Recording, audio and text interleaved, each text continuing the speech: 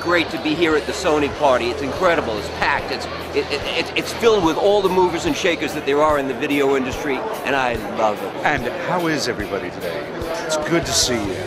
Come to the Sony and VASST event. Have a good time.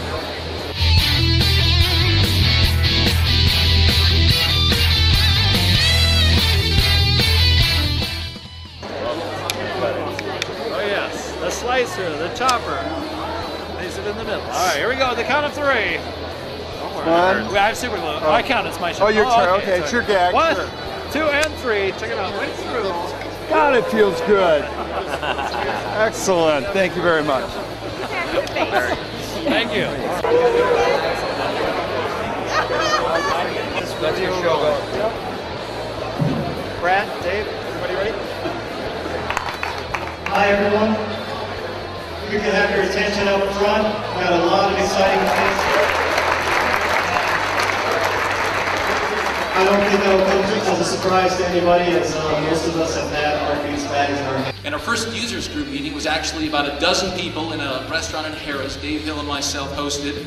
But 8K stuff rocked. Did you see that? Sweet. And then they're like, 8K, there's an 8K place? And where were you, dude? Sleeping under a rock? 8K, baby. So I think I might have had Vegas when it was, before it was out.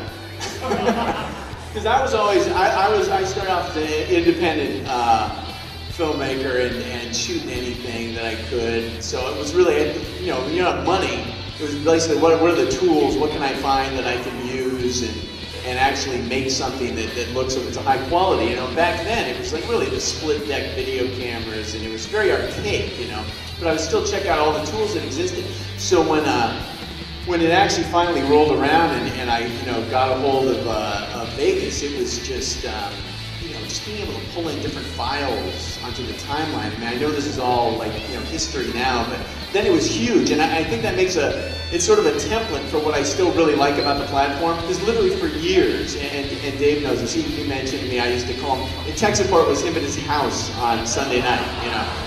Today's media content world has shifted us into a completely new paradigm where producer editors have become predators.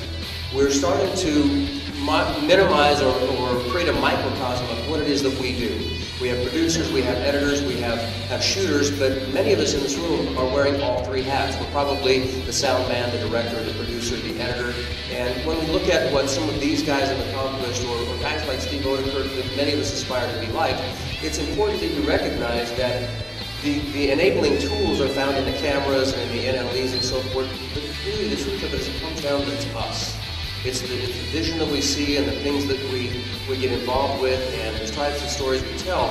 And ironically, I find that the biggest challenge of the stories that I want to tell in the past have always been the barrier between what I see here and what I see here on the screen in front of me. And that's really what turned me into Vegas several years ago, was the fact that I could do that.